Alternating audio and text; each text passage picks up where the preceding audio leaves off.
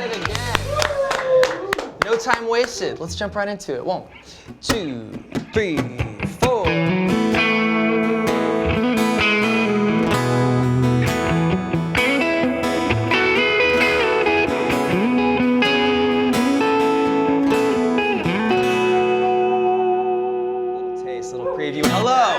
And welcome to Fender Play Live. I'm your host, Scott Goldbaum, and this week we have a very special episode to bring to you. We have the amazing and talented, the great and powerful Butch Walker here in the studio, and he's going to be talking about songwriting, learning guitar, and his song Chrissie Hynde, which you can learn on Fender Play today. We just released that 2 weeks ago. So make sure to throw any questions into the comments. We've already gotten so much from our pre-promo for this show, but throw some more comments for Butch, and we'll get to them throughout the show. So without further ado, please welcome my special guest, Butch Walker. Hey there! Good to see you, man.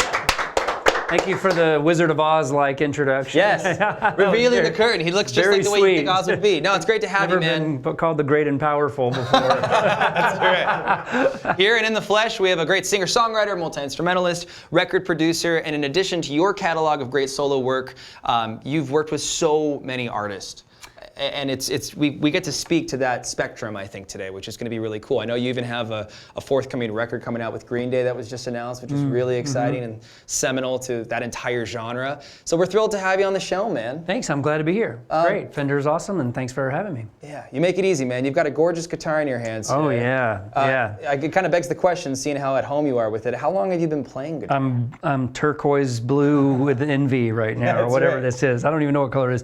I've been playing guitar since I was 8 years old, so I guess when did they build the pyramids? Yeah, okay. It's like somewhere around that time. Yeah. So me and Nefertiti were hanging. There it is. He was my teacher. Both ageless creatures. Yeah, although I did awful in school. That's probably not even someone even from that era. I don't even know. Is it our listener base is really my Cartersville education. I would have said like Attila the Hun in the same. No, I'm kidding. But actually, I went to go see. This is kind of I've told this story in interviews before, but for anyone who's new to me, I started when I was 8 because I begged my parents to take me to see a concert.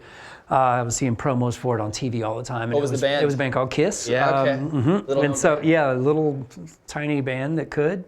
And so it was 77.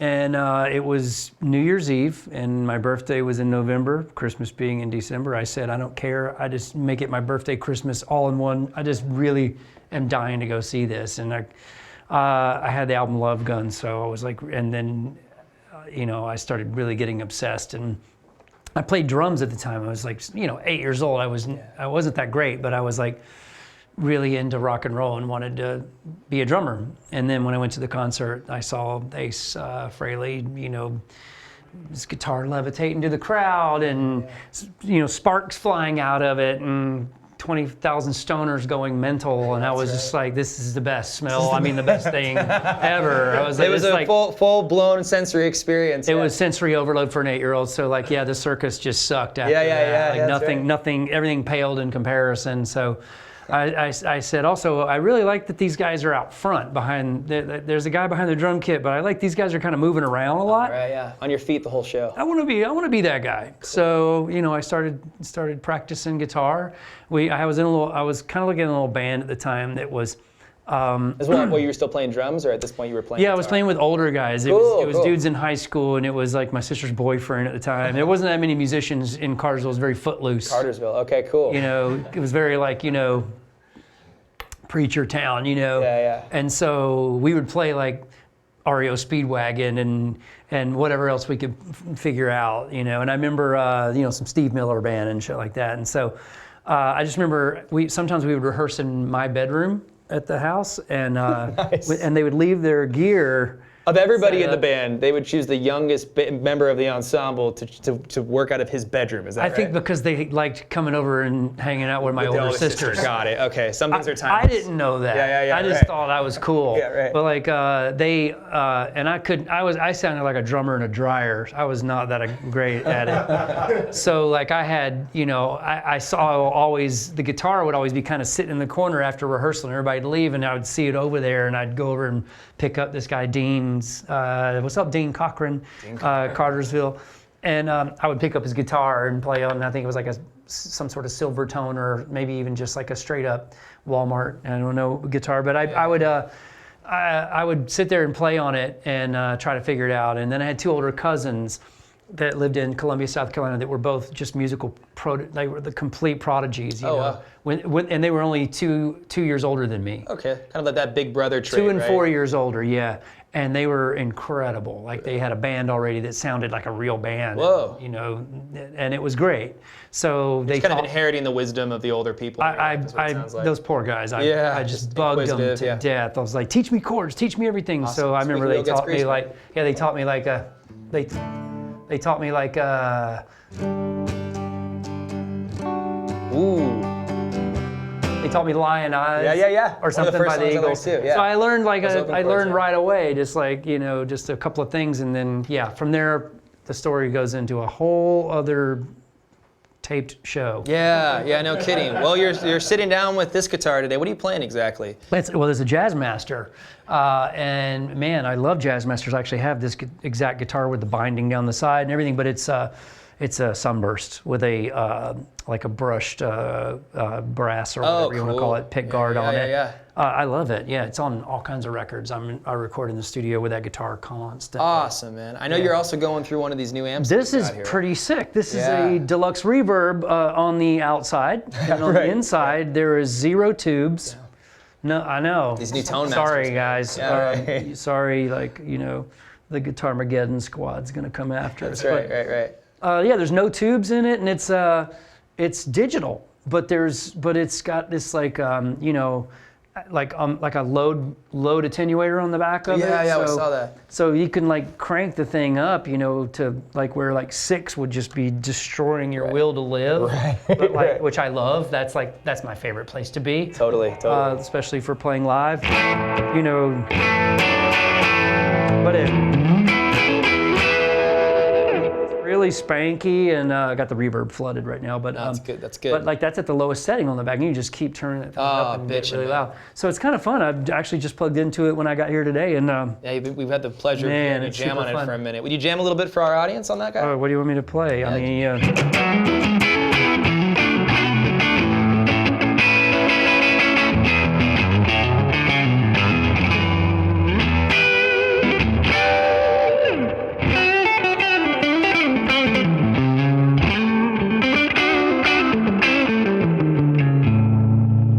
Bitchin', man. That's what I'm talking about. Well, that sounds great, man. That's going to be your vehicle as we talk about some songwriting today, because today we're talking about how learning guitar can really help and aid you with songwriting and composing your own music. There's nobody else better to talk about than Butch. We're super glad that he's here. He's co-written and produced songs for artists like Pink, Katy Perry, some seminal artists in my life, Weezer, and we just talked about Green Day, Pete Yorn, Panic at the Disco. It just ... It's a Google search away, and it's pretty incalculable at this point. But you also have a pretty amazing catalog of solo material that we've talked about in pretty good depth today. And that includes Chrissy Hind, a really gorgeous song. I love the way you produced this song. If you would be so kind to play it for us and our audience today, we'd love to hear a sample of that. I could probably pull that off. Let me Jam it on the electric instead of the acoustic. Yeah, totally. Let me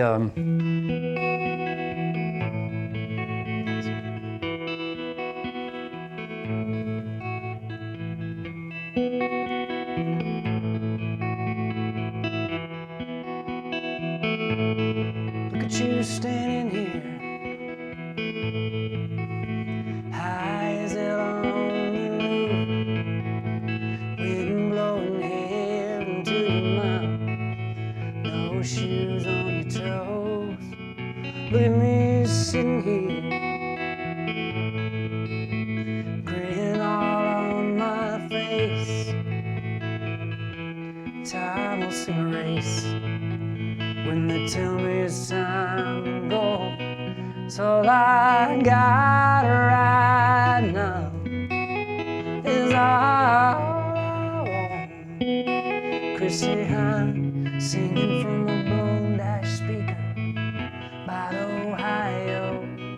All she wants right now is to be the way it was, the same as when you and me were one. Yeah. Maybe 10 years so. I'll make a better road. Finally really know behind these bloody eyes, you'll be the queen of this town. Maybe meet another fool, send kids off to school.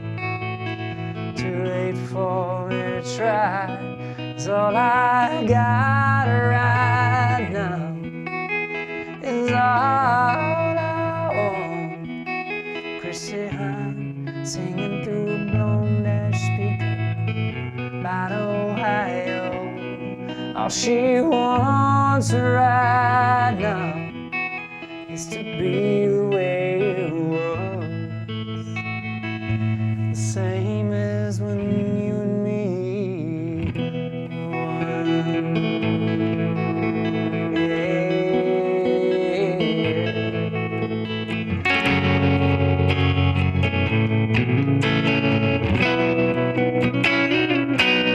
It's all I got right now is all I want. Chrissy Hine singing through a blown dash speaker about Ohio. All she wants right now is to be the way it was, the same as when you and me were one.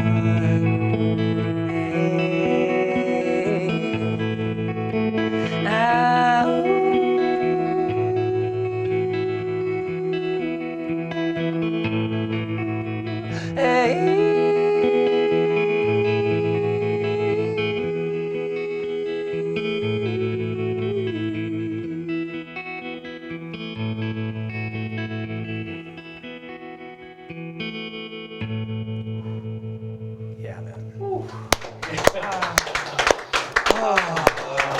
Just a collective slow clap. Wow. I said this before when we were just rehearsing that a little bit. That was paralyzing. That was so good. Oh, man. Thank you for that. We had a myriad of questions come through while you were playing. Okay. I think it prompted just a wealth of questions. I'll see But if I can be a wealth of answers. Well, let's start with just kind of looking at the song itself, like just briefly, I guess, talking Sure. about some of the components for first-time songwriters. I mean, we've got a lot of fans out there, but for people who are really tuning in today more than anything as a catalyst to be convinced of their candidacy to songwrite. With a song like that, Chrissy Hine, where do you start? Was it an affect, an idea, a lyric, a melody? You know, I do it backwards a lot of times where I know a lot of people come up with a riff first or musical chords and they'll write over it. Or that was a very meditative, arpeggiated line that worked. Yeah, I mean, right there? if I take the tremolo off, you can hear it better. Yeah. And I wrote it on acoustic, so I really, you know, that hammer-on is very pronounced on an acoustic and sounds cool. Really earthy. Yeah, and therapeutic. You're just sitting there playing that over and over again. Totally. That puts the lyricism in the foreground. Yeah, letting the chords ring out. And sometimes that'll spark a melody and sometimes spark a chorus lyric for me when I have a cool little musical moment if I'm sitting around just playing the guitar. Yeah. Problem is, I feel like a lot of times when songs come to me, I'm not playing guitar. I'm like driving or something like that, which, you know, clearly I don't write songs on paper while driving. Now, we were talking about this earlier. I love that you actually, and this is a practical tip, you have that shortcut to voice memos. Totally, where I'll just like pick up the phone and Yep. sing into it. And I think most songwriters that have been doing it a long time will do that. Second and, nature, yeah. And I'll get ideas because I get inspired by visuals, by, you know, my aural sensory is what really will like spearhead something, you Cool, know? yeah. I learned from a guy years ago, which this might answer a question or two later. But Sure, yeah, so yeah. I don't know if it bears revealing now, but Sure, I will, yeah. is that, you know, there was this guy that was dating my sister. Again, another musician dating my Bless your sister. sister. She's been your muse in a Yeah, way. yeah. That's and great. and we all lived together. Like, this was years ago. We all lived in a big loft in Atlanta, Midtown, Cool. together. And he was just this really freak of nature on with lyrics and and chords and all this, and just this lost in time soul. Like he wore a suit every day.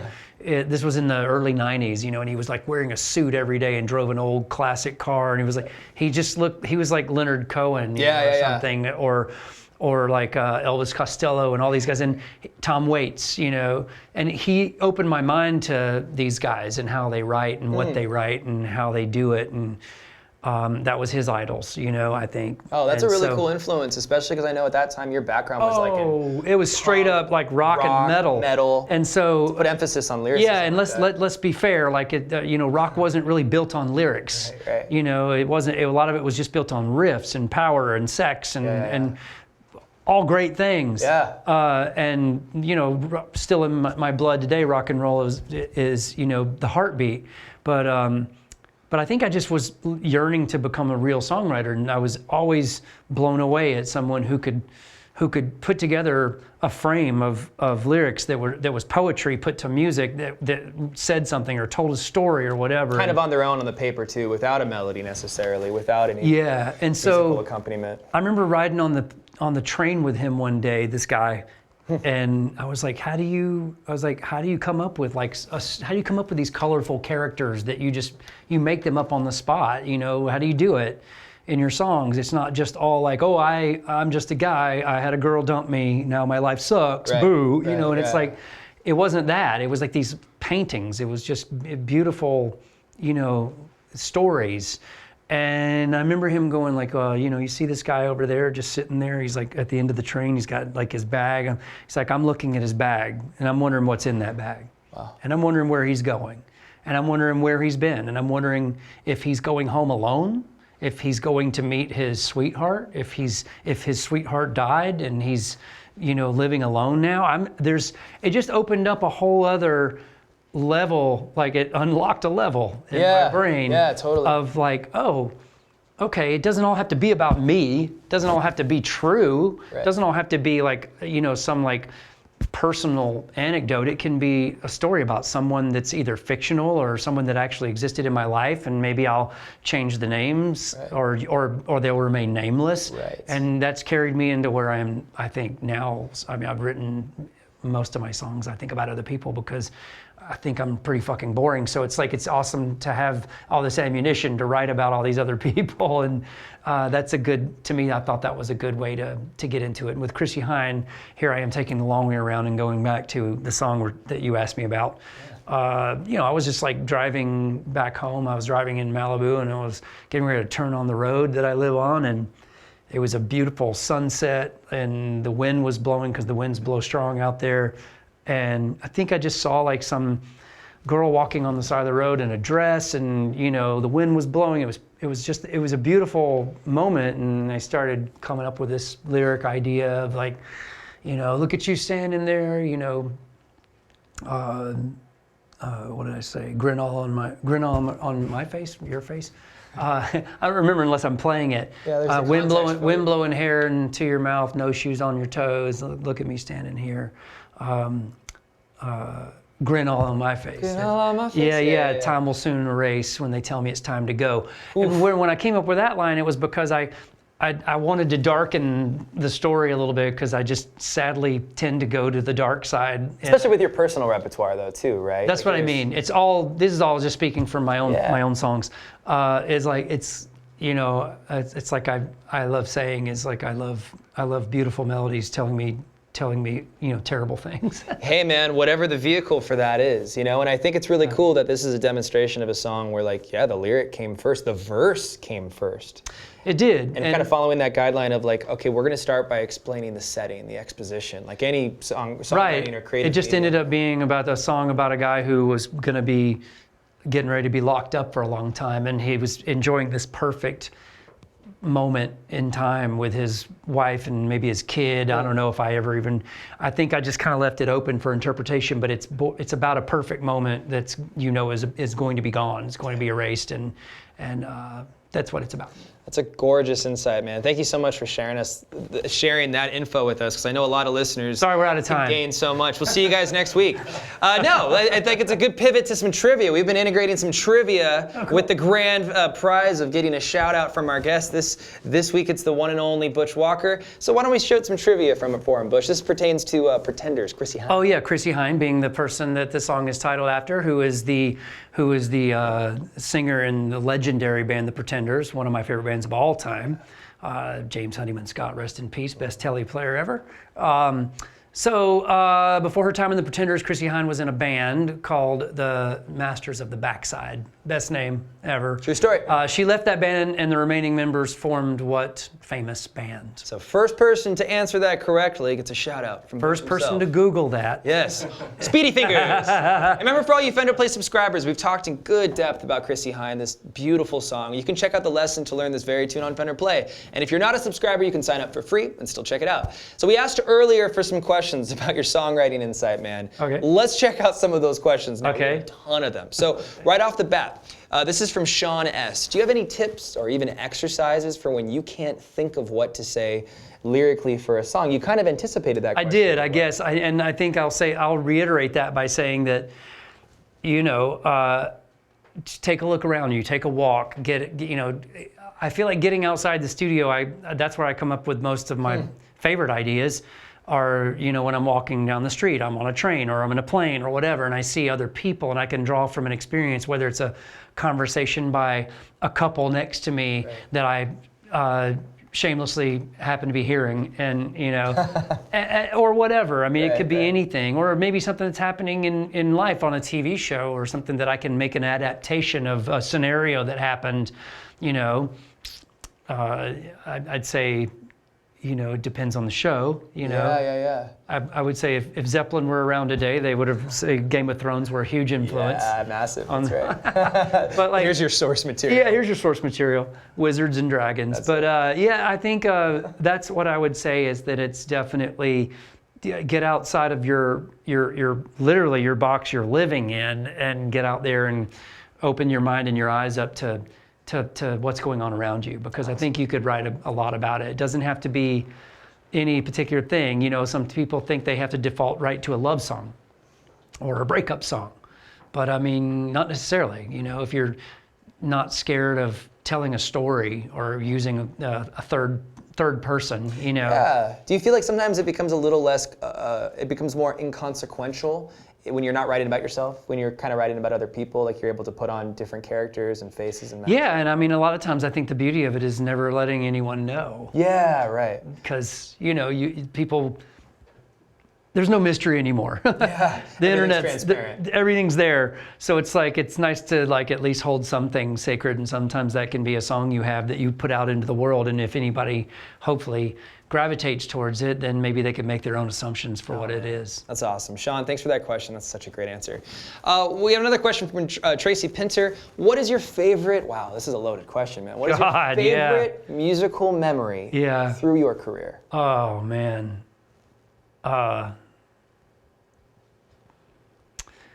This is a loaded question. Favorite musical memory?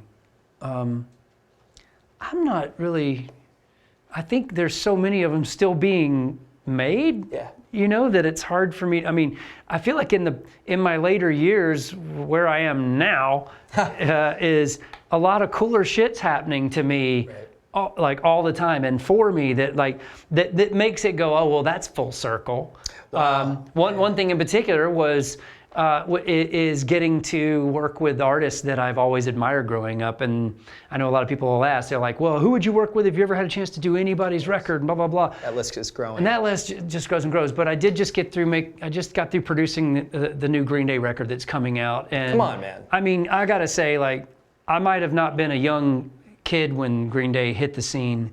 I was already a couple of years older than them, but I think it profoundly affected me and changed my scope of things, and really made me, it inspired me. I mean, I had a band in the late 90s called the Marvelous Three. Marvelous Three, yeah. That I'd say was deeply inspired, two parts, Green Day and Weezer. Whoa. Okay. And I've gotten to Both on your produce list. both of Yeah. them. Yeah, massive. And We were talking about have songs that do well on those records. And I'm so enamored every day with like these opportunities that still pop up. And that's why I'm saying like I can honestly say if like, oh yeah, if like, when I was younger, if like Brian May handed me a guitar pick and said, "Good luck, kid." Yeah. I don't have any of those stories. I wish I had those stories. But the I stories are in jammed your with work. Prince till 4 a.m.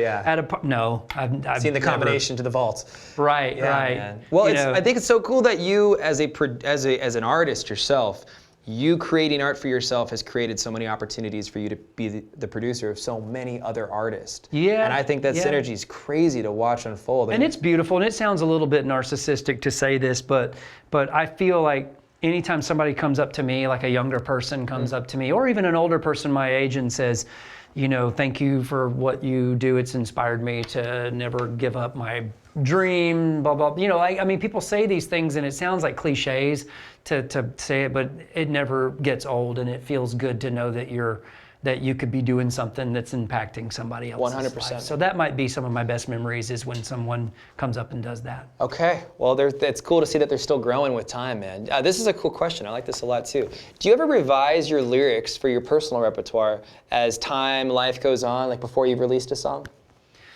Sure. I think there's two things that happen. You write something, and you might write it for the time.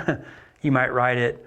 It might. And I've been guilty of throwing a lot of pop culture references in a lot of my, especially earlier work. Whoa, okay, cool. And so when I play Marvelous 3 song, in fact, right? Sure, Yeah, plenty, Freak of the Week, is that right? plenty of them. Yeah. And even after that, but like when I play shows, sometimes now I'll just be like, oh, I cringe if I have to sing as something that's like that aged like Parachute Pants did. I'll try to like end up.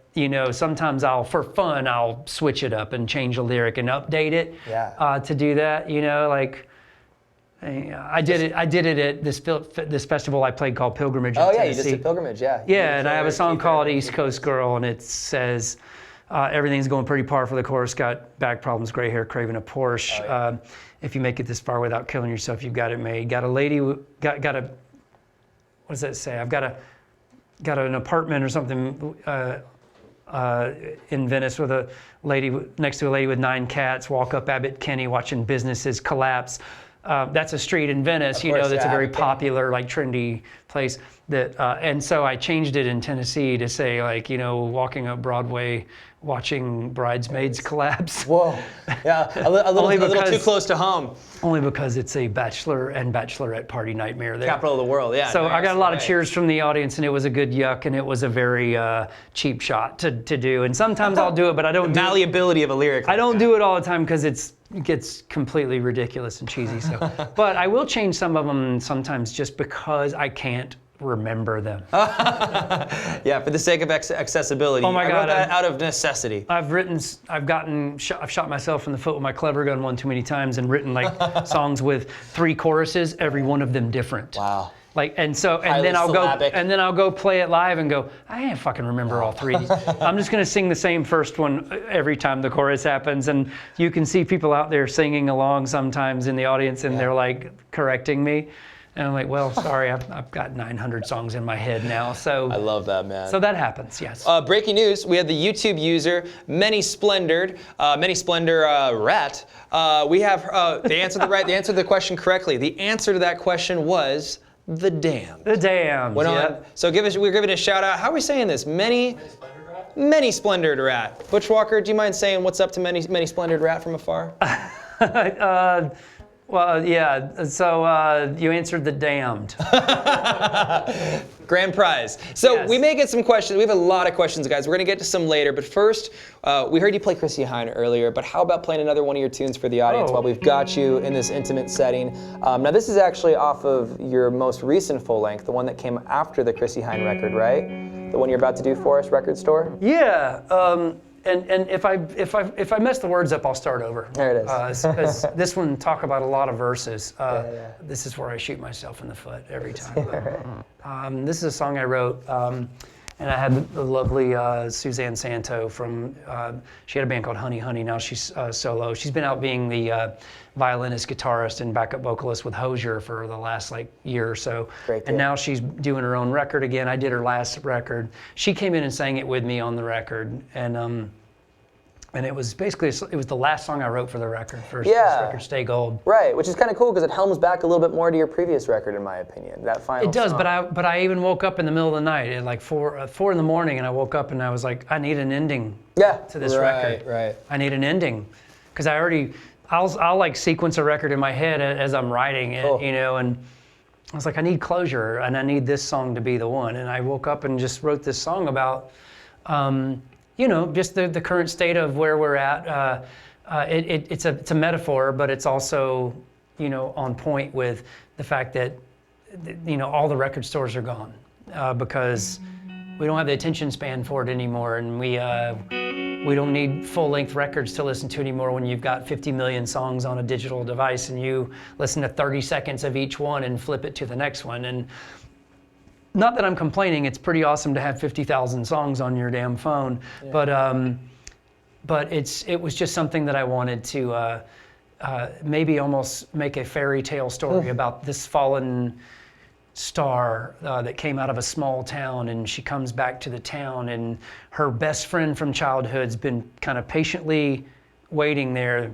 He always loved her, always had a crush on her. She goes off and gets, you know, wildly successful, but also all the complications that come with fame and all these things that break her and break her spirit and everything else. And he says, let's meet at the record store where we used to hang out when we were kids and talk it over, you know. So Some nostalgia to these songs, Butch. Well, without further ado, Record Store by Butch Walker.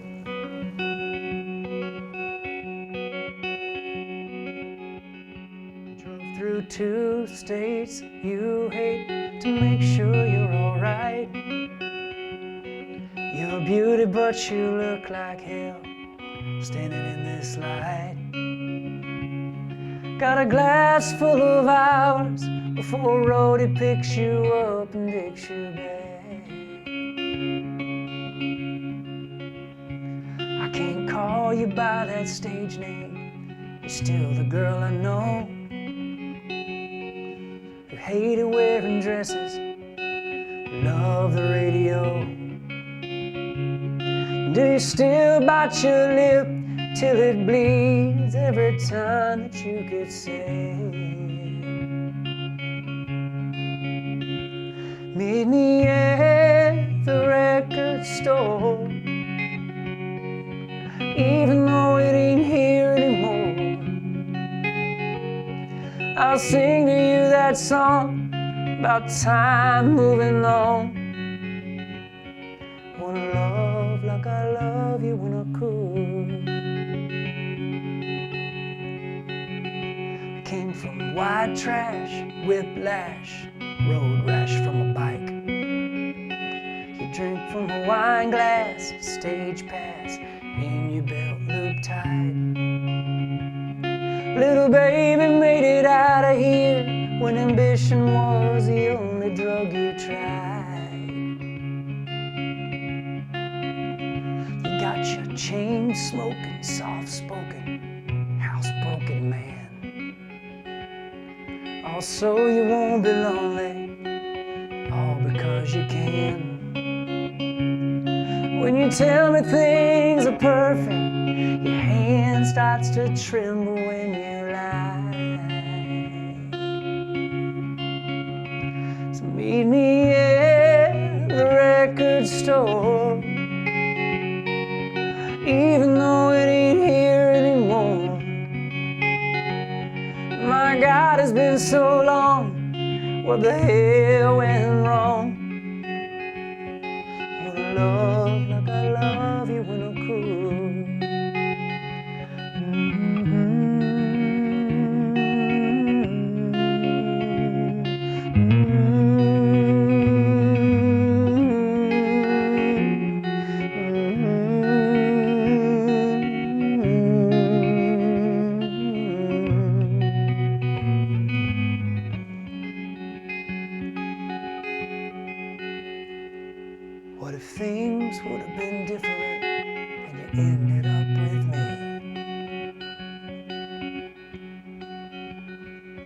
would you have stayed here in the Bible Belt, had a family? All the cocaine and yes men, you sadly all believed it. Let you walk a while without a net. I cried 1,000 nights for you when I could feel your pain. Those nights the bottom fell through like a dog left in the rain. All love sick and loaded. Come on, let's go back to where we made. Leave me at the record store, even though it ain't here anymore. I'll sing to you that song, make you hum along. Wanna love like I love you when I could.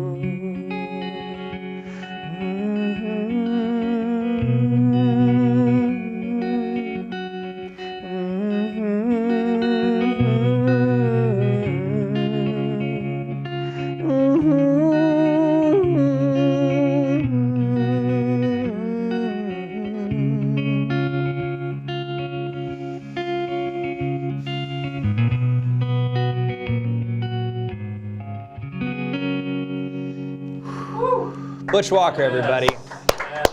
Sorry, that was like 20 minutes long. Oh man, we are really out of time now. No, Butch, I don't know that there's a better time to pivot into a call to action to our student audience, especially, because each week we give homework to our audience. So let's get to, we got 3 tiers. We got beginner, intermediate, and Okay. blowing of the minds. Okay, cool. What do you challenge our beginners to do this week? We're challenging beginners to create your own chord progression using 3 chords and strum it for us. Yeah. Okay? Yeah, document that. Throw that up online, guys, because you'll see a lot of these classic songs, especially the ones that got us in the game. Oh, good. Of songwriting, where it's just three chords, nothing. Yeah. Sometimes 2 chords. That's all you need. Yeah, so that'll go a long way. What about our intermediate players? 3 chords and a lie. That's it.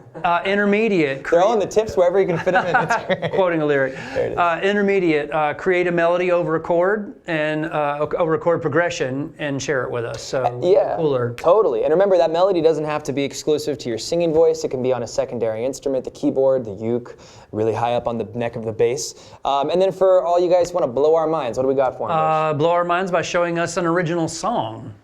Tag Fender Play and maybe we'll show it on the show. Yeah, we'd love to see that, guys. So next up is the Fender Play giveaway, often what everybody is sticking around for. But first, a few years ago, Butch came in and performed some songs for Fender at Capitol Records, just a stone's throw from here. So let's check out one of those first. We're gonna cut to that right now. Check it out, you guys.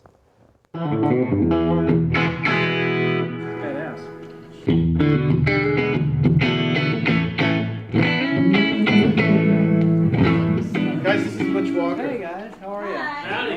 Hey, how's it going? 1, 2, 1, 2.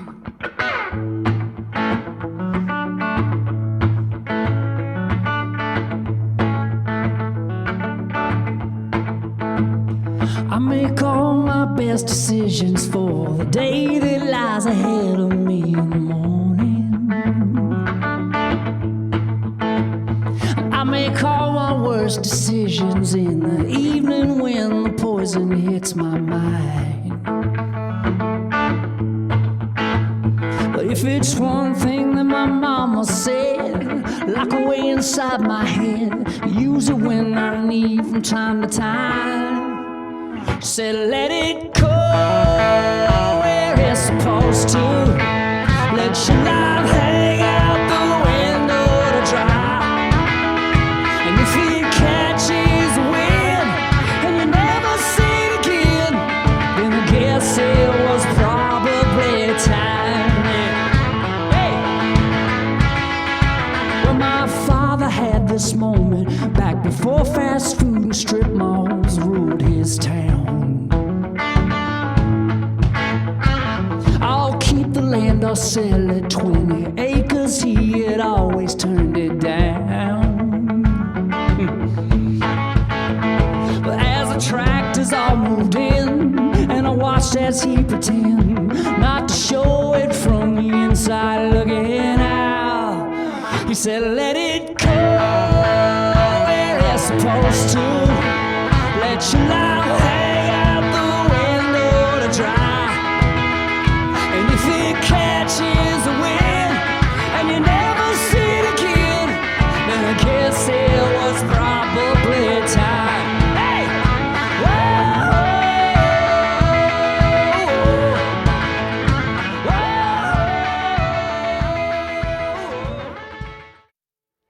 Yeah, man, artist contrast. We've got to see both sides of the Butch spectrum. Now, guys, on to our giveaway winner. Okay, so for people tuning in for the first time, believe it or not, each week we give away a new guitar, bass, amp, or ukulele to one very lucky Fender Play subscriber, and all you guys have to do is practice. You're getting rewarded for practicing. For your chance to win, all you have to do is make sure you're a Fender Play subscriber and practice at least 3 times a week. That's right, all you have to do, all you have to do is practice to win. You got Strats we're giving away, Tellys, Jazz Masters, P basses, J basses, Mustang amps, and a lot more. So if you achieve that weekly streak while you're practicing, and if your name is chosen, you get to pick the instrument of your choice.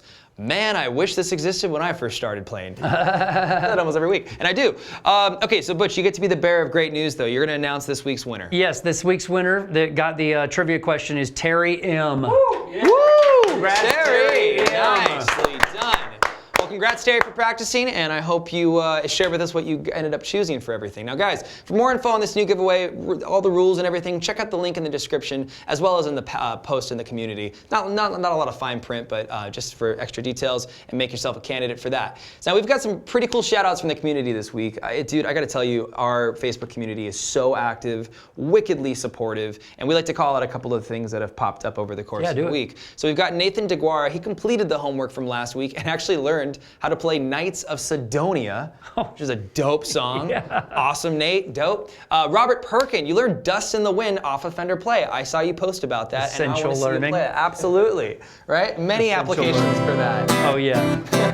Every week we're bringing you guys new songs and skills to learn too. Just this month, we've added a ton of songs by the Stones, Green Day, T-Swift, both artists you've worked with. And so what we have this week is Hey Soul Sister by Train, another artist you've worked with. Yeah. We've got It Goes Like This by Thomas Rhett, and This Woman's Work by Maxwell. So good. Nice. Guys, thank you so much for sticking around for another episode this week. Butch, it's always worth asking a guest like you, what's forthcoming? What's coming up, and what do you have to look forward to? Well, I stayed busy this year working on other people's records, but I somehow managed to sneak in over the past year. I've got 2 new records in the can. My man. And I don't know when and how they'll come out in what order, but they're both very different from each other, and I'm pretty excited about it. So I've got that, and I'm going to be I've got a couple of festivals. I just played Pilgrimage in Tennessee last weekend, and I'm doing this one in Marfa, Texas tomorrow, and then my annual Autumn Leaves. It's called Taupanga. We do it in Topanga, and it's for the Autumn Leaves project, which is my nonprofit I have for pancreatic cancer victims that need help paying their bills and need help with their treatments and things like that. And it's a great event, and I do it in Topanga in this little little Shakespeare theater every year, and it sells out really quick, and it's a blast, and we have a good time, and it's a magical setting. It's dope. So that's November 2nd, and so I'm excited about that. And then the holidays, probably sneak in a holiday show, and then plan these releases of mine for next year, and then probably never come home because I'll be touring on. You identify as a boring guy. I have no idea why you see it that way. The most prolific guest we've definitely had come on. And guys, we just want to extend a huge thank you to Butch Walker for coming by, supporting songwriters, and giving us some insights. Thank you so much, brother. Thank you for having me. All y'all out there, keep practicing. At the end of every show, we like to play out on a celebratory G chord, nice and aggressively. Okay. Here it comes. Keep practicing. We'll see you guys more next time. Let's drum that G.